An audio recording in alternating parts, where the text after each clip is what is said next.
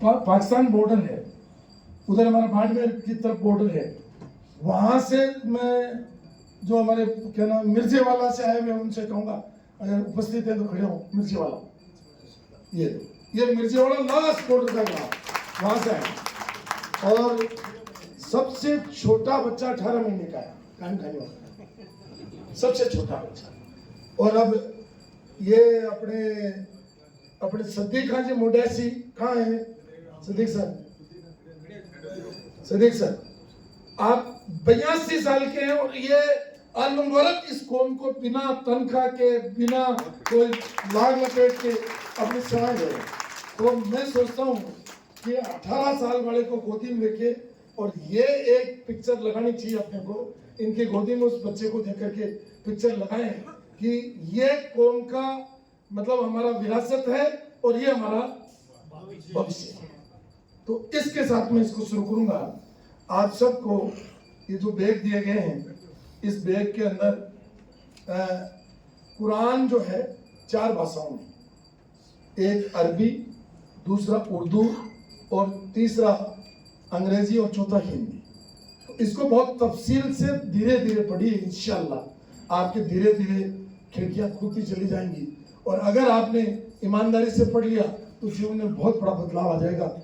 इसलिए हमने कहा भी जो आने वाले लोग हैं उनको क्या दें। तो पहले तय हुआ कि भी कुरान का तय क्या हुआ, जो सोचा मैंने, तो मैं ये रखा। फिर मैंने कहा ये हाथ में कैसे देंगे, तो मैं दिल्ली में था तो वही डिसाइड किया कि भाई ये सेट करना है। अब आपको हाथ में दे दिया, इसमें सब चीज़ें लिखने के लिए, पढ़ने के लिए, पेन पेंसिल सारी चीज़ें। अब महिलाओं को हमने इसलिए दिया है कि हमारे सईद साहब जो हैं वो कार किंग के मालिक हैं, तो वहाँ जब भी उनको समय मिले अपना सेट वहाँ रख लें। और उनकी मोहतरमा जो है, अहलिया जो है, वो अपने घर पर रखे और पढ़े।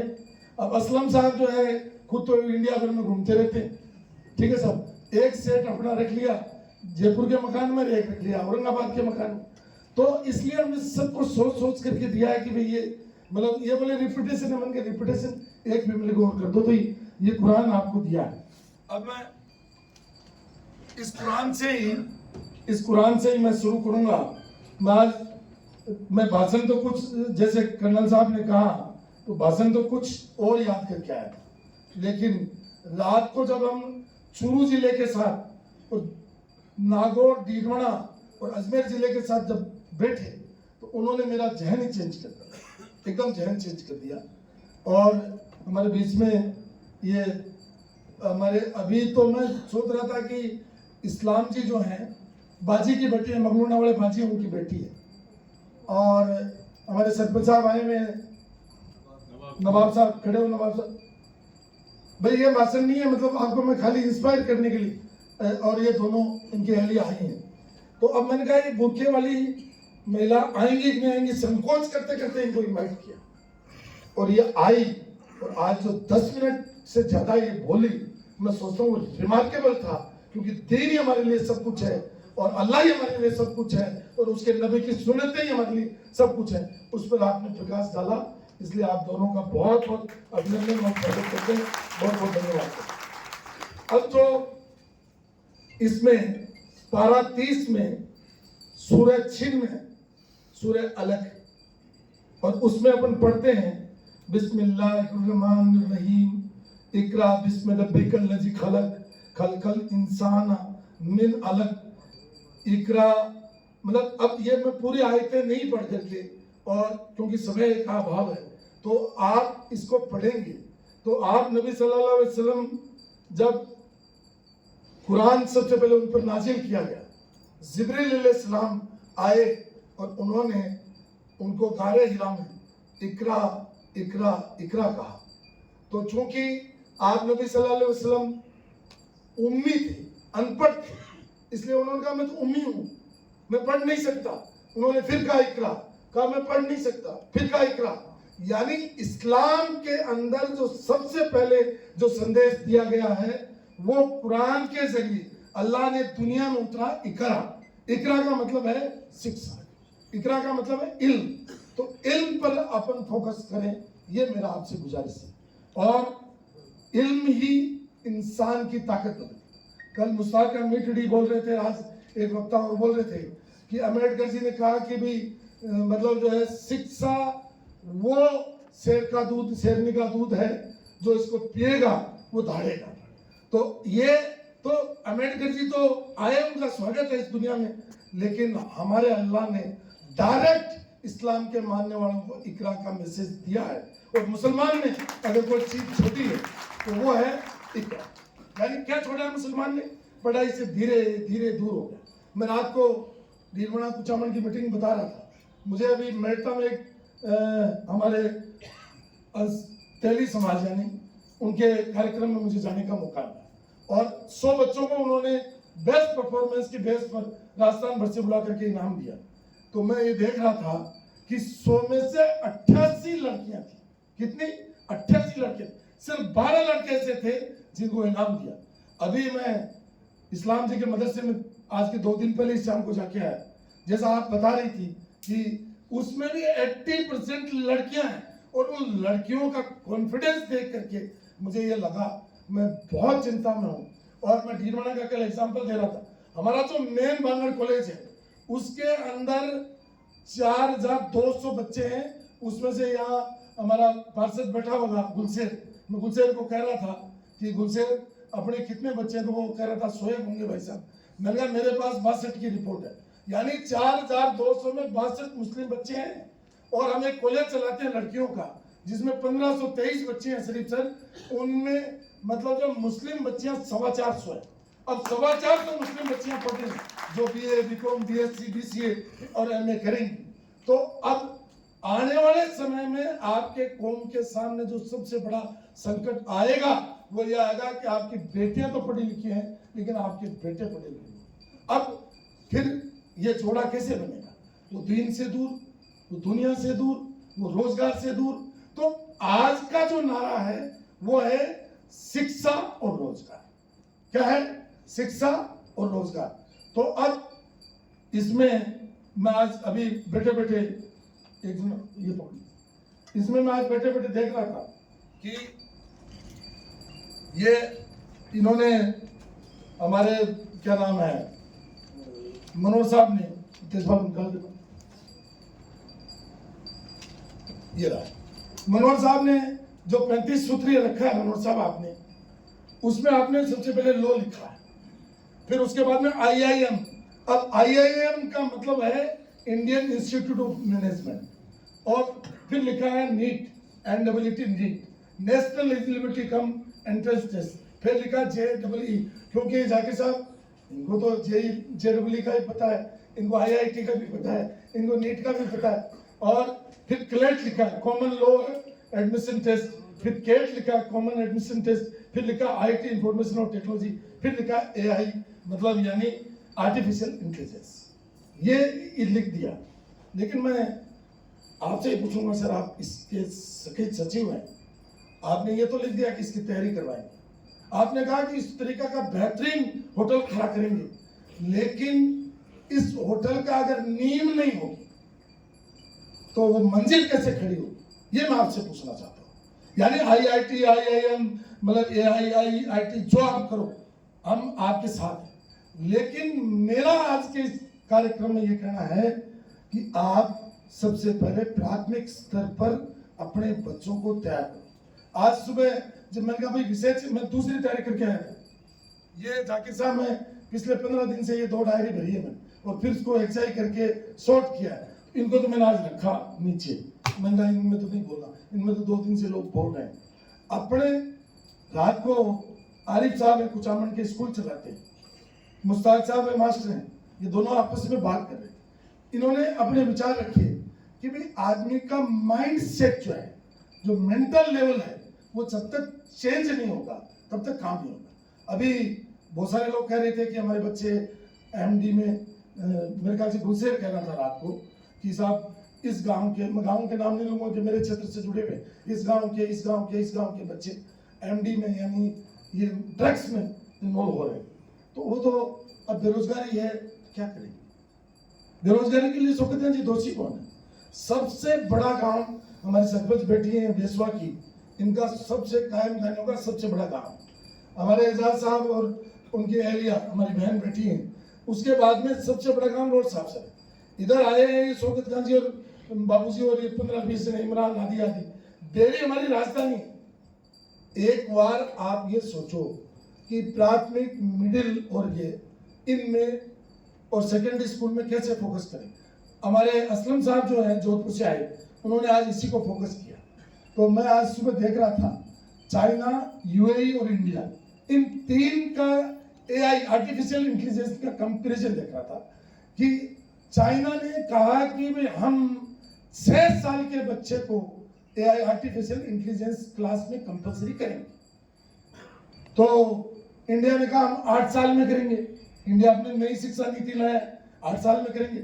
इनसे आगे यूएई निकल गया, उन्होंने कहा कि 4 साल का बच्चा होगा उसके लिए मैंडेटरी है कि वो एआई की क्लास ले। अब चाइना के शिक्षा मंत्री ने पार्लियामेंट में कहा अभी ताजा कि भाई चाइना जो है इंडस्ट्री के अंदर अव्वल हो गया। अब चाइना को इंडस्ट्री में बहुत ज्यादा काम करने की जरूरत नहीं है, क्योंकि एआई के जितने टूल हैं इंडिया में, इंडिया ने कहा कि हम डिजिटल इंडिया और एआई में हम परफेक्ट है। एक आदमी गया, उसने कहा कि जितने एआई के आपके टूल हैं, जितने भी मशीनें हैं, वो सारी चाइनीज है। आप एआई में कहाँ जाओगे, कहाँ चाइना को कम्पीट करोगे।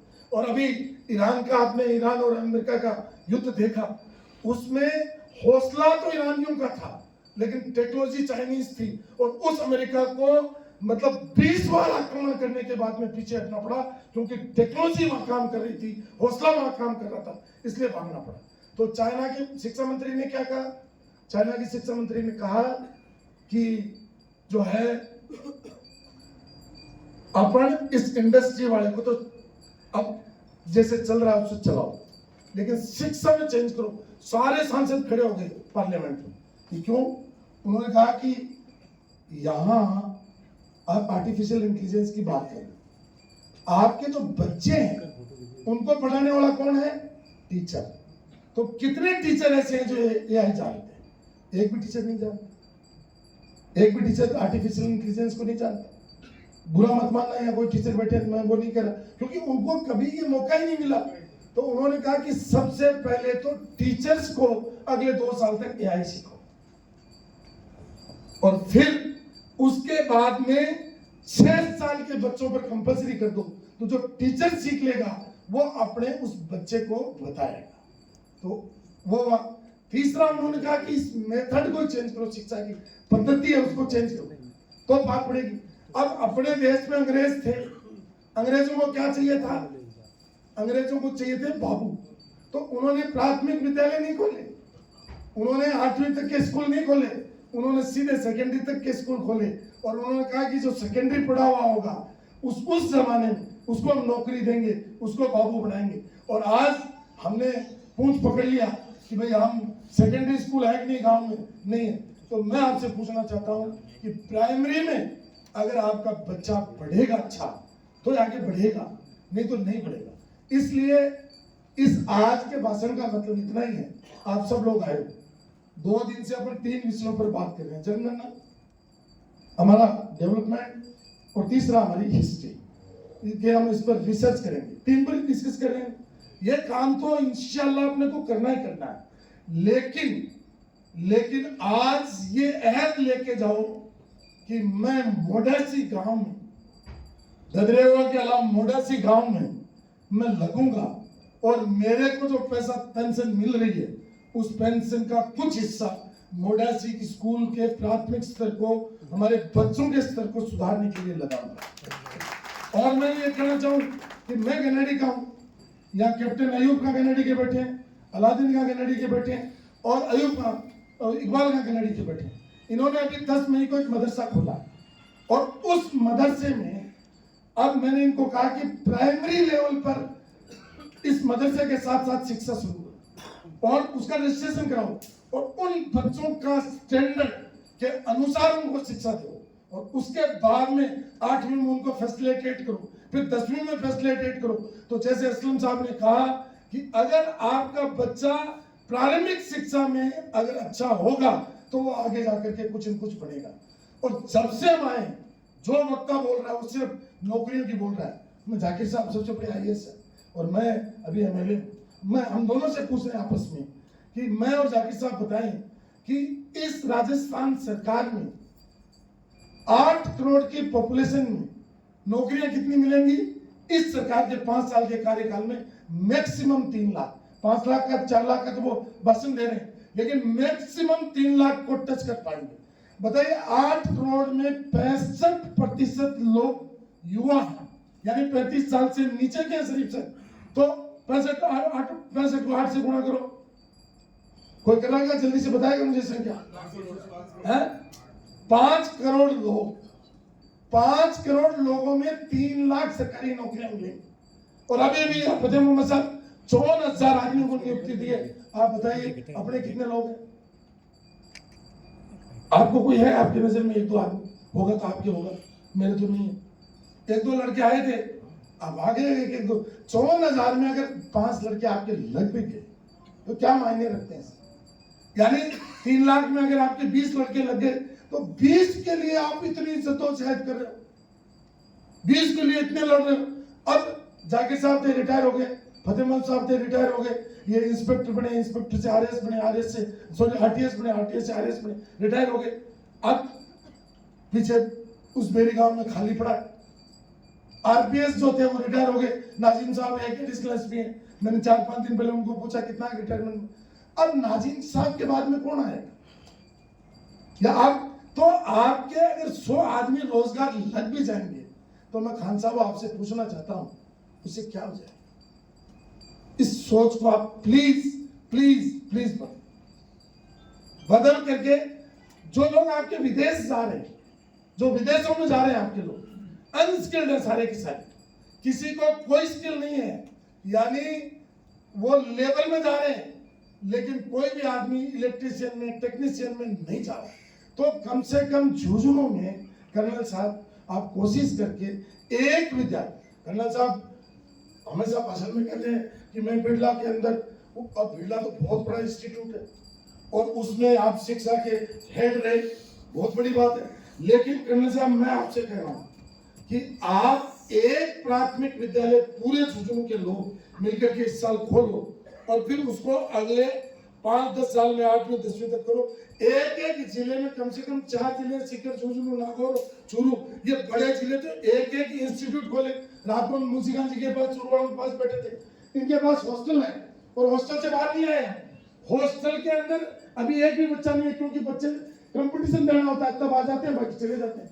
अब कंपटीशन में वो फेल हो गया तो फिर क्या होगा? और आज ये असलम साहब कह रहे थे, अपने मतलब जो है जोधपुर से आए हुए जो है इंस्टीट्यूट चलाते हैं, वो एक इंस्टीट्यूट के नाम से अकरम साहब, कहाँ है अकरम साहब? अकरम साहब का एक के नाम से नाम का।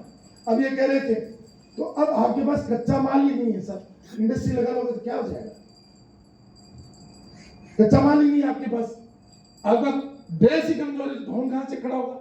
इसलिए रात को जब मैंने इन लोगों से डिस्कशन किया तो मैंने भी आइडिया बदला कि अपने को प्राथमिक और उच्च प्राथमिक शिक्षा पर ध्यान दे करके ऐसे बच्चों को आइडेंटिफाई करना चाहिए जो बच्चे आगे जाकर के अपने इस प्रदेश का भविष्य बन सके और नौकरियों में लग सके। उसके लिए मेरा आपसे गुजारिश है कि IIT IIM में अभी सुबह मेरे एक आइडिया आया, मैंने कहा क्या नाम है, मनोहर साहब ने लिखवा तो दिया अपने को, क्योंकि ये तो खुद टॉपर है, MTech जो है गोल्ड मेडलिस्ट है MNIT से, तो ये तो चीफ इंजीनियर पहले हैं, जो चीफ इंजीनियर रिटायर हुए पहले आदमी है जो चीफ इंजीनियर। और बताइए, मैं कलेक्टर साहब के लिए, मेरे लिए नहीं करा, मैं तो एक विधानसभा का मतलब जो है MLA हूँ, और मतलब जो है जाकिर साहब एक जिले के कलेक्टर है, और फतेह मोहम्मद साहब एक उपखंड के SDM रहे, एक जिले में ADM रहे,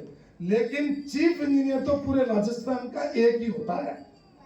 और वहां तक पहुंचने के लिए कितना चाहिए? तो इनका लेवल तो हम उसका तो स्वागत करते हैं, लेकिन हम चीफ इंजीनियर साहब आपसे कहते हैं कि अब हमारे को AEN चाहिए।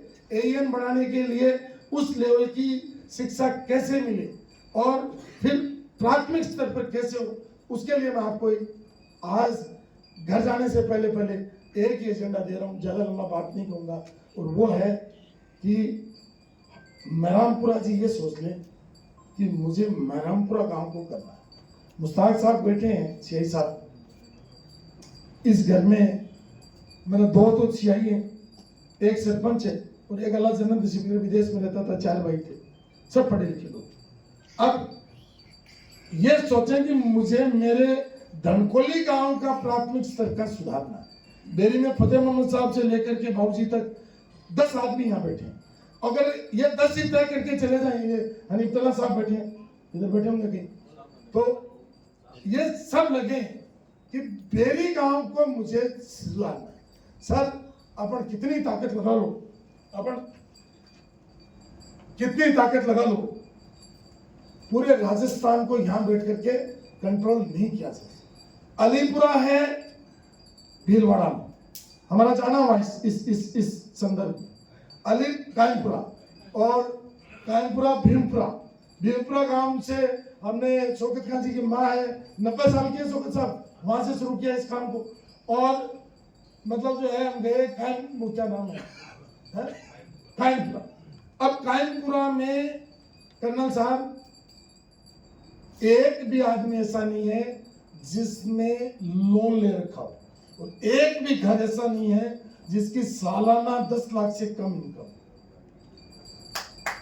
सब अब क्या करते हैं वो, सबके घर में, फतेह मोहम्मद साहब मेरी तरफ देखो, सबके घर में या तो मुर्गी पालन का काम है। हमने देखा एक बाड़े में 200 बकरियां खड़ी थी। अरे भैया क्यों खड़ी है बकरे? बोले साहब ये बकरा पालन करता है, पिछली बार 43 लाख के बकरे बेच के आया है, 43 लाख के बकरे। फिर हमने दूसरे को पूछा, बोले इनके गाय सब, और वो मतलब प्लांट लगा रखा है दूध का, जो प्लांट यहाँ जयपुर डेयरी में लगा रखा है उसकी तो आकृति बड़ी है लेकिन उसके छोटा। फिर कहा कि साहब एक भी आदमी नहीं जिसने 100 रुपए का लोन ले रखा हो, ये ब्याज देता हो, सारे के सारे 100 करें, 100 के 100 कमाते हैं और सबके पास बेताब पैसा है। तो कैसे हुआ साहब? चालूपुरा में सुखाड़िया जी ने सब काम खानियों को मकान दिए थे बकरे साहब। आप तो रहे हो, ये 179 वाले बैठे, मुझे याद है आपके रहे हुए खान साहब हम 179 में। तो अब उनका जो आकार था, सही साहब को बुरा लगेगा, मैं बुराई नहीं करना चाहता, उनका आकार बड़ा था, 500 गज के प्लॉट थे, फिर किसी को 300 का मिला, 200 का। जालूपुरा धीरे धीरे प्लॉटों की आकृति बदलते 100 पर आ गई। तो सुखाड़िया जी के टाइम में कायमखानी को दिया था, और आज देखो उसकी क्या हालत है। असन साहब बुरा मत मानना है, आज क्या हालत है। तो हम हमारे संस्कार, संस्कृति और विरासत को धीरे धीरे अब किंवदंतियों पे चला रहे हैं। किसी ने कह दिया, अब इसमें भी लाकर साहब कह रहे हैं कि ऐसा नहीं है, ये क्या नाम है बाबू सिंह जी कह रहे हैं ऐसे नहीं है, मैं कह रहा हूँ ऐसे नहीं है। मैं आज किताबें लाया हूँ, इधर लाना भैया। अब मैंने किताबें इकट्ठे करना शुरू किया, लाके साहब कह रहे थे लाइब्रेरी दुनिया भर की किताबें लाए। अब अभी एक हमारे वक्ता ने कहा कि झुंझुनू को हमारे नवाब साहब ने बचाया या झुंझार सिंह ने बचाया। अब ये देखो, ये चांद के पुरानी किताबें ला करके और रिकॉर्ड। मैं एक दिन ऐसे कोई वहां पढ़ रहा था, खड़ा पढ़ रहा था, तो उन्होंने कहा कि साहब आप एक उदाहरण देके खत्म करूंगा कि ददरियाओं पर आक्रमण हुआ तो मतलब जो है सारे भागे। एक तो हमारे करमचंद जी चौहान बचे, एक जो जाट लड़का बचा, उनको वो नसीरुद्दीन नाम था ना उनका, क्या नाम कप्तान साहब बोले उनको, सैयद नासिर साहब उठा के ले गए और उनको पढ़ा, ठीक है सर। और उनमें से एक आकर के वो तो मतलब बाकी तो रह गया वहां, और दूसरा जो जाट था वो आ गया। तो ये सारे जो झुंझुनू वाले हैं वो सारे उसकी फैमिली है। तो किस तरीके की बकवास लिख देते हैं लोग। ये इसलिए लिख देते हैं कि हम सो रहे हैं। मेरे वाले साहब कहते थे कि जब भैंस जो है बच्चा देती है तो जो लोग जागते हैं वो तो अपना ध्यान रखते हैं, मेरे जैसे लोग जो सोते हैं उनके भैंस जो है मेल या फीमेल यानी पाड़ा रहेगी, तो पड़ोसी क्या करता है कि अपने वाला पाड़ा तो वहां रख देता है, अपनी उनकी पार्टी ले जाता है। तो हमारे कायम करने के साथ यही हुआ, किसी ने जाट का बेटा बता दिया, किसी ने किसी का बेटा बता दिया, किसी ने कुछ बता दिया, किसी ने कहा दादाजी जो है उनके छुरी मार के बताया, किसी ने कहा यमुना में मर गए, किसी ने कहा गंगा में बह करके मर गए, किसी ने कहा कि उनको जहर दे दिया, किसी ने कुछ, जिसके जो चाची वो कर दिया। क्यों कर दिया? क्योंकि हम सुनी सुनाई बातों को करते हैं। अब आपके मतलब जो है ये एक पेड़ है अपने इसमें लोगों में, तो हमने सिंबॉलिक लिया है। ये पेड़ वो नहीं है जिसके नीचे दादाजी सोना बताया गया, लेकिन ये पेड़ गांव वालों का कहना है कि ये 1000 साल पुराना पेड़ है, एक खेजड़ी का पेड़ है। तो हमने कहा गजरेवा की याद रही, इसलिए इस लोगों पर इस खेजड़ी को लिया। इसके एक तरफ जो है ये रेल है, कुरान नहीं है, रेल है, कुरान रखते हैं वो रेल है। इस बात का सिंबल है कि हमें मतलब इस्लामिक शिक्षा पर फोकस करना है, और दूसरी तरफ एक कलम और किताब है, ये इस तरफ इंगित करना है कि हमारे बच्चों को पढ़ाना है। तो ये हमारा जो सिंबल है वो इस बात का प्रतीक है। और ये पेड़ है, ये ओरिजिनल गजरेवा का पेड़ है, यानी हमारी दादाजी की जन्मभूमि का। हम किसी चीज को ऐसे मान्यता नहीं देते कि यही है। तो इसलिए मेरा ये कहना है कि आप आज ये कह करके जाओ कि झाड़ोद में इकबाल साहब कुछ नहीं करेंगे, पंचायत समिति सदस्य रह लिए, सरपंच का चुनाव लड़ना चाहते हैं, सारे दिन हमारे बड़े नेता हैं, लेकिन झाड़ोद के अंदर बरूगंज साहब बड़े हुए, बक्सुगा जी हुए, ममदूगा जी हुए, बहुत बड़े बड़े लोग हुए, लेकिन वो पलायन कर गए। अब जो झाड़ोद में बचा है वो सामान्य खानी बचा है। आज इकबाल साहब उनके बेटे IAS है, लेकिन अब झाड़ोद को कौन संभालेगा? तो झाड़ोद को संभालने के लिए चूंकि इकबाल साहब वहां रहते हैं, एक्टिव हैं, तो ये वहां प्राथमिक शिक्षा पर ध्यान दें कि हमारे बच्चों को, मतलब मैं अभी लिख रहा था 2 ही चीज, एक तो जो है क्वालिटी एजुकेशन, क्या क्वालिटी एजुकेशन होनी चाहिए, मतलब कम पढ़ाओ लेकिन उसकी क्वालिटी बहुत बढ़िया होनी चाहिए। अगर क्वालिटी एजुकेशन नहीं देंगे तो भाई साहब सीकर में बहुत सारे स्कूल हैं जो 2 लाख रुपए लेते हैं और आपके बच्चे को डॉक्टर बनाने की बात करते हैं, कोई कुछ बनाने की बात करता है। और हम कॉलेज चलाते हैं, हमारे कॉलेज के सामने विज्ञापन लगता है कि आपकी बेटी को भेजिए, उसको अटेंडेंस देने की भी जरूरत नहीं, उसको जो है फॉर्म भर दो और गारंटेड फर्स्ट डिवीजन से पास करा, यानी पढ़ने की जरूरत नहीं, कॉलेज जाने की जरूरत नहीं, और गारंटी से फर्स्ट डिवीजन का सर्टिफिकेट दे देंगे। वो बच्चा क्या करेगा जी? अगर आप सऊदी अरब में चले गए, दुबई में चले गए और वहां जाकर के और आपने अपना जीवन तो निछावर कर दिया, 3 साल से आ रहे हो, पीछे बच्चे, आपकी बेगम, आपकी बूढ़ी माँ, ये सब परेशान हो रहे हैं, और उसके बाद में यूएई में इतने लोग रह रहे हैं। जब यूएई वर्ल्ड का सबसे टॉप AI का सेंटर बन गया तो एक भी कर्मचारी ऐसा है क्या जिसका बच्चा उस स्कूल में जाकर के पढ़ रहा है? नहीं है। तो इसलिए सब 2 दिन से कमियां ही कमियां बता रहे हैं। तो ये तय करके जाओ कि मुझे मेरे गांव में, मुझे मेरे मोहल्ले में, मतलब जो प्राथमिक शिक्षा पर फोकस करना है। और अब साथ साथ में नौकरियां करो, हमारी शुभकामनाएं, अफसर बनो, हमारी दुआएं हैं। लेकिन मैं कौम को कहता हूं कि बिजनेस को भी फोकस करो। अगर बिजनेस को फोकस नहीं करोगे, आज शहीद खान जी की मैंने पूछा एक दिन, उनका शहीद खान जी, उन्होंने कहा कि हमारा कारोबार ऑटो से शुरू हुआ, छोटा सा ऑटो था, और जालूपड़ा से शुरू होकर के शहर के उस पार चले गए, और धीरे धीरे ये शहर में आ रहे हैं। और अल्लाह ने मतलब जो है आज इनकी स्थिति ये कर दी कि आज अगर शहीद खान को, आरिफ खान को अपन कहें ना कि इस संस्था में 1-1 करोड़ रुपए दे दो, तो इनकी हैसियत है, हैसियत है। देना नहीं देना मांग नहीं रहे उनसे, लेकिन उनकी हैसियत है आज।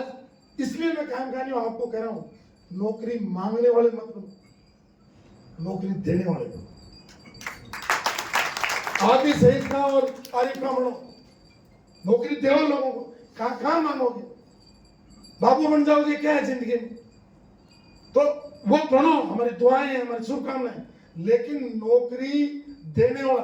तो पहला संकल्प ये हुआ कि हम हमारे गांव के एजुकेशन को धनकुल्ली के ऊपर फोकस करेंगे, गनेरी पर फोकस करेंगे, बदलिया पर फोकस करेंगे, निमी कला पर फोकस करेंगे, दाऊसर पर फोकस करेंगे, बेरी पर फोकस करेंगे, झांझोट पर फोकस करेंगे, नुआ पर फोकस करेंगे। अब जाकिर साहब का परिवार है, जाकिर साहब अल्लाह जन्नत नसीब करे आईजी बन गए, अशफाक साहब आईएएस बन गए, जाकिर साहब आईएएस बन गए, इनका भतीजा जो है वो आईएएस बन गया, भतीजियां बन गई, बेटे पोते की भांजों की बहुआं बन गई।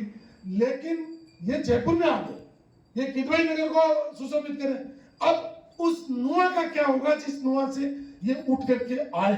तो मेरा ये कहना है कि जाकिर साहब पूरे राजस्थान को देखने के बजाय वापस उस नुआ को संभाल करके और उसका लेवल वो लाए कि हर आदमी जाकिर साहब बन सकते हैं, हर आदमी जाकिर साहब तब तो है मजा।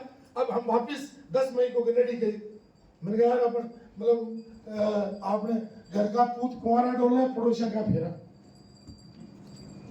अपने गनेडी के अंदर तो मदरसा ही नहीं है, और मैं इस्लाम जी को कह रहा हूँ कि आप उसको और बढ़ाओ।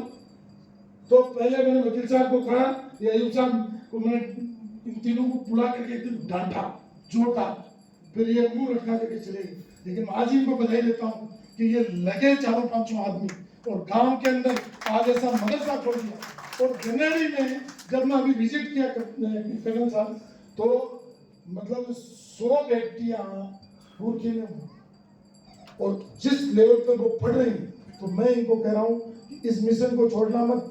और अभी वो दौलत बोल के गया है कि भाई मतलब जो है पत्थर शीशे के घर तो कम है लेकिन पत्थर खरीदार ज्यादा है, तो पत्थर के खरीदारों से मत डरो, आप अपने शीशे का घर बना डालो, कोई फोड़ेगा तो दोबारा कर लेंगे, लेकिन उसको बना डालो। मैं आपको ज्यादा नहीं करके इतना ही कहूँगा कि आप सब लोग इतनी संख्या में आए, और ये प्लीज मेरी रिक्वेस्ट है उस्मान साहब आपसे, अयूब साहब तो चले गए।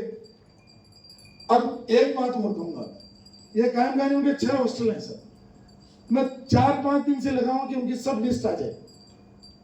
अकरम साहब को मैंने रात को कहा ये सब ले लो, उन्होंने कहा कि साहब मैं खाई ले लिया, 30-25 साल का बच्चा है, अब आगे शादियां होगी सबकी, आगे बच्चा हो गया, नौकरी लागी को नहीं, और हर टेस्ट दे रहा है। तो अब ये इन बच्चों को मैं कैसे तैयार करूंगा, किस लेवल पे तैयार करूंगा। मेरे घर से 200 मीटर पर कायम हॉस्टल है, जब टेस्ट आता है जाके साथ तो वो पूरा हो जाता है, 130 बच्चे हो जाते हैं, और जिस दिन परीक्षा हो जाती है शाम को उसमें 5 बच्चे हो जाते हैं सीधे, यानी बच्चे टेस्ट देने के लिए आते हैं फिर चले जाते हैं। जोधपुर हॉस्टल का यही हाल है। और झुंझुनू में इतनी बड़ी कोठी है, सीकर में ये प्रधान जी और अयूब साहब इनकी पूरी टीम देख रही है, इतनी बड़ी कोठी है। तो मेड़ता में वो अभी बशीर साहब ने लिस्ट दी, उसमें रात को तो कहा 13 आदमी है, फिर कहा 17 आदमी है, अभी 27 आदमी की लिस्ट दी। लेकिन सारे मिलिट्री की तैयारी कर रहे हैं, क्योंकि फौज के सिपाही बनना चाहते हैं सारे के सारे। और इसी तरीके से चूरू वालों से रात को मेरी चर्चा हो रही थी, यही था कि भाई जब टेस्ट होता है तो बच्चे आ जाते हैं फिर चले जाते। तो अब हॉस्टल का जमाना नहीं रहा था, अब आपको स्कूल्स पे फोकस करना पड़ेगा, अब आपको शिक्षा पर फोकस करना पड़ेगा, इसलिए हॉस्टल बढ़ाओ। तो मैं डीरमना वालों को कहूंगा कि ये जो आपका विकास नाम से अपन ने किया है, तो डीरमना एक प्रेसिडेंट प्रस्तुत करें कि ये जो अपन जमीन ले रहे हैं, हमारे नौजवान है वो पार्षद, वो डायनेमिक लड़का है उनसे, तो जुगल से अपनी पूरी टीम को लगाऊंगी, ये इमरान हमारे अली खान जी तो बहुत सीनियर है, इनका रिस्पेक्ट करते हैं। तो मैं रात को देख रहा था कि वकील साहब है, तो मैंने कहा ये शरीफ साहब खड़े होना, शरीफ सर है, मैं इनके मेरे हम रूममेट रहे, तो मैं ये पहले तो थे मिलिट्री में और फिर ये टीचर हो गए, टीचर दोनों से रिटायर हो गए। अब मैं इनके हाथ जोड़ करके यहाँ तक लाया हूँ। आज मैंने सुबह पूछा कैसा लगा, कि मजा आया, लेकिन काम करना पड़ेगा, तो अब ये जो जमीन, बैठो, थैंक यू सर, ये जो जमीन ली है अपने खुद से, इसमें सब बैठ करके ये तय करो कि अपने को, पहले तो मेरे जाकिर साहब में झूठ नहीं बोलूंगा, मेरे कायम नगर में रहता हूँ, गलियाँ छोटी छोटी हैं, मैंने कहा अपन यहाँ से 3 बार एमएलए बन गए इस गली में रह करके, तो इनके शादी में बड़ी दिक्कत आती है, शादियाँ होती है तो बहुत बड़ी प्रॉब्लम होती है। तो शादी घर के लिए हमने 3 बीघा जमीन खरीदी, यहाँ एक शादी घर बना देंगे, अपनी तरफ से मोहल्ले वालों को दे देंगे। फिर मैंने कहा कि ये बाकी कायम खानियों के गाँव है तो थोड़ी और बढ़ा लो, 3 बीघा और कर ली कि भाई इसमें ये सब के लिए एक शादी घर बना देंगे।